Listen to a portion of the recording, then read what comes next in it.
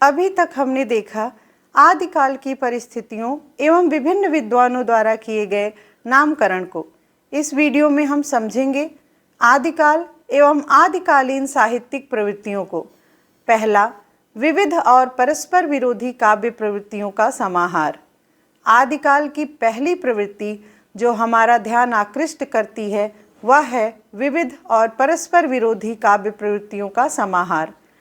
हम कह सकते हैं कि अंतर्विरोधी चेतना से युक्त रचनात्मकता आदिकाल में दिखाई देती है। इसका कारण तत्कालीन परिवेश है। आदिकाल की कविता एक ऐसे परिवेश की उपज है जिसे इतिहास की शब्दावली में संक्रमण का काल कहा जा सकता है। परिवेशगत संक्रमणशीलता के कारण ही आदिकाल की रचना सामग्री में अनेक प्रकार की प्रवृत्तियां दिखाई देती हैं जो एक दूसरे से टकराते हुए विकसित होती हैं। एक तरफ धार्मिक साहित्य है और दूसरी तरफ राज्याश्रित साहित्य। दूसरा, सामंती जीवन मूल्यों की प्रबलता। इस युग का सारा साहित्य सामंती जीवन मूल्यों की छांव में विकसित हुआ है। धर्म, ऐहिकता और स्त्री के प्रति एक विशेष दृष्टिकोण रचना की दुनिया में सामंतवाद के मूल आधार कहे जा सकते हैं। हम देख सकते हैं कि आदिकाल की जो धार्मिक सामग्री है इसमें कई प्रकार की सामग्री है। एक तरफ सिद्ध, दूसरी तरफ जैन और तीसरी तरफ नाथ हैं। तीन प्रकार की साहित्यिक सामग्री साफ तौर पर देखी जा सकती है। इस युग के धार्मिक साहित्य में एक प्रकार की समानता दिखाई देती है और वह समानता है कि इसकी धार्मिकता का आधार बहुत हद तक अनुष्ठानात्मक है। यह अनुष्ठान सिद्ध, नाथ, जैन के यहाँ दिखाई देता है। अतः धर्म की अनुष्ठानिकता का बहुत गहरा संबंध सामंतवाद से है।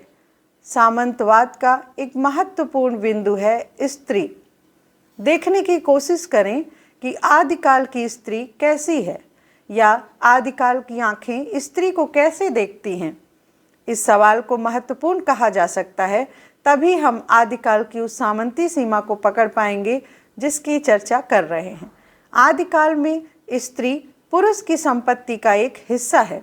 संपत्ति का अर्थ होता है जो अधिकृत करने योग्य हो और जिस पर अधिकार किया जा सके, तथा संपत्ति का प्रश्न क्षमता का प्रश्न होता है, भावना का नहीं। आदिकाल में स्त्री भावना का विषय नहीं है, बल्कि वह सामर्थ्य से अर्जित होने वाली वस्तु है। इसलिए स्त्री के सुख और दुख, उसके स्वप्नों, उसके आंसू और हंसी का कोई जिक्र वहाँ नहीं होता।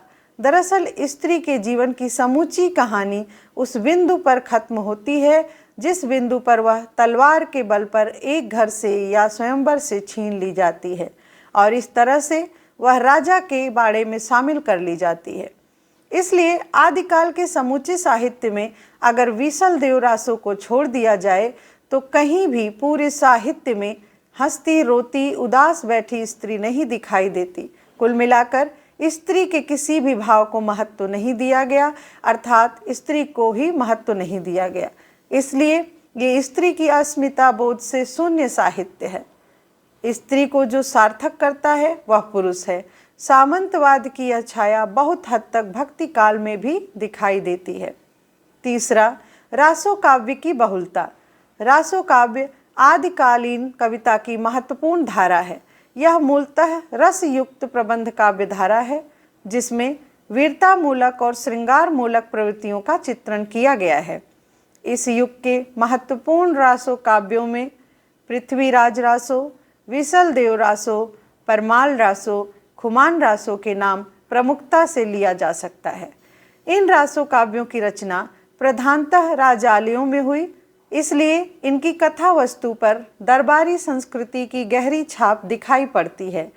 रासो काव्य का अध्ययन करते हुए उसकी निम्नांकित विशेषताएं लक्षित होती हैं। क, वीरता और श्रृंगार का मिश्रण। राजाश्रित कवियों ने रासो काव्य में प्रधानतः वीरता एवं श्रृंगार के विविध पक्षों का चित्रण किया है। युद्ध इस युग की राजनीतिक वास्तविकता थी और श्रृंगार राजाओं एवं सामंतों की जीवन पद्धति का अनिवार्य अंग था। ख, युद्धों का सजीव वर्णन।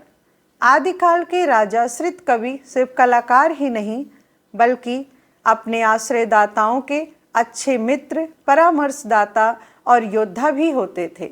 सैन्य संगठन, युद्ध के परिवेश, घात प्रतिघातों के विविध रूपों एवं युद्ध की भयावहता तथा सैनिकों की वीरता के ये कवि दृष्टा और भोक्ता भी होते थे। इसलिए इस युग की कविता युद्धों का बेहद जीवंत चित्रण करती हैं।